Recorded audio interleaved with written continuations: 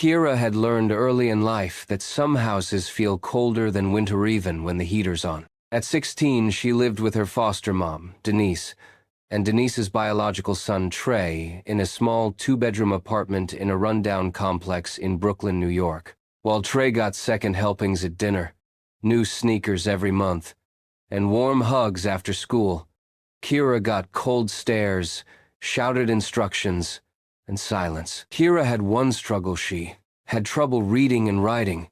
The letters jumped around when she tried to focus.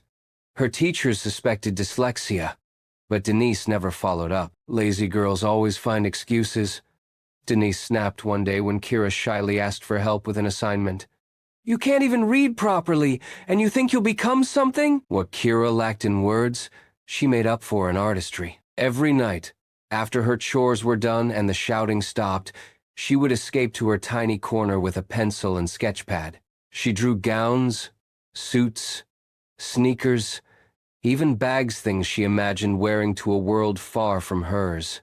She'd also take old clothes from the donation pile and transform thema skirt into a crop jacket, a torn t-shirt into a trendy top. Denise never noticed. Trey once laughed when he caught her sewing. Trying to be famous with Grandma's rags? He mocked. Still, Kira kept creating stitch by silent stitch. One afternoon, while taking out the trash, Kira bumped into someone literally. Oh, sorry, said a girl around her age, juggling bags of groceries. It's okay, Kira muttered. I've seen you around, the girl smiled. I'm Zuri. Apartment 6B. Something about Zuri felt warm. They got talking. Zuri noticed Kira's sketchbook peeking from under her arm. You draw? Zuri asked. Kira hesitated. Kind of. Zuri opened the book. Her eyes widened. These are incredible. Kira blinked. No one had ever said that before. A week later, Kira was sitting in Zuri's apartment, surrounded by laughter and the smell of baked chicken. Zuri's mom, Miss Lana, welcomed her with the kind of kindness Kira had only seen in movies. You're talented, Miss Lana said after Kira shyly showed her a recycled denim jacket she'd made.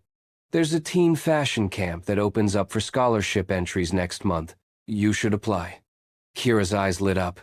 But I don't have money. Zuri grinned.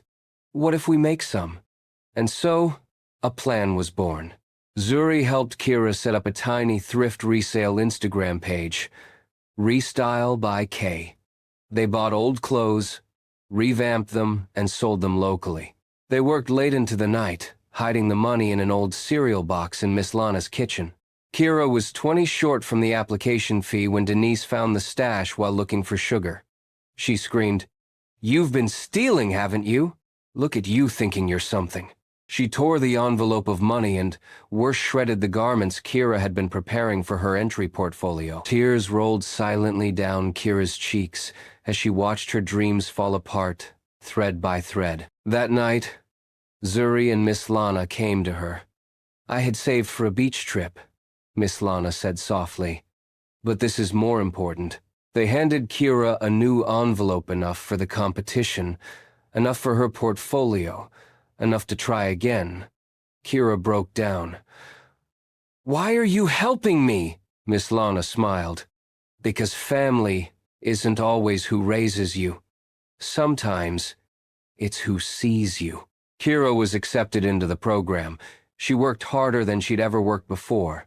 By 23, she had launched her own fashion brand, Threaded Truth Clothing, designed from recycled fashion, telling stories of resilience. Her name was rising in the fashion industry. Her designs were walking on major runways in New York and LA.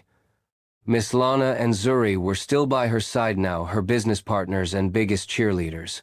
At the launch of her new spring line, a woman in a cheap blazer pushed through the crowd.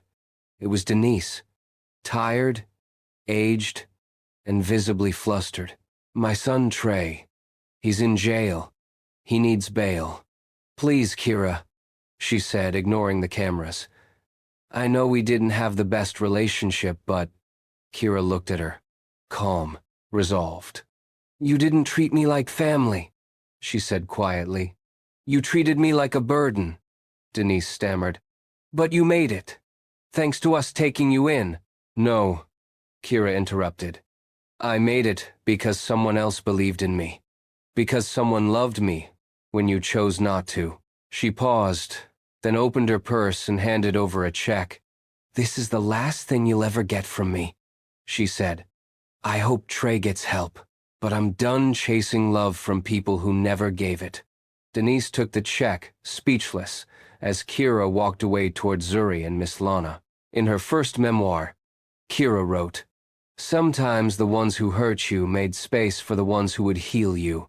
I didn't find family in my past. I found it next door, stitched in kindness, dyed in love, and made to fit."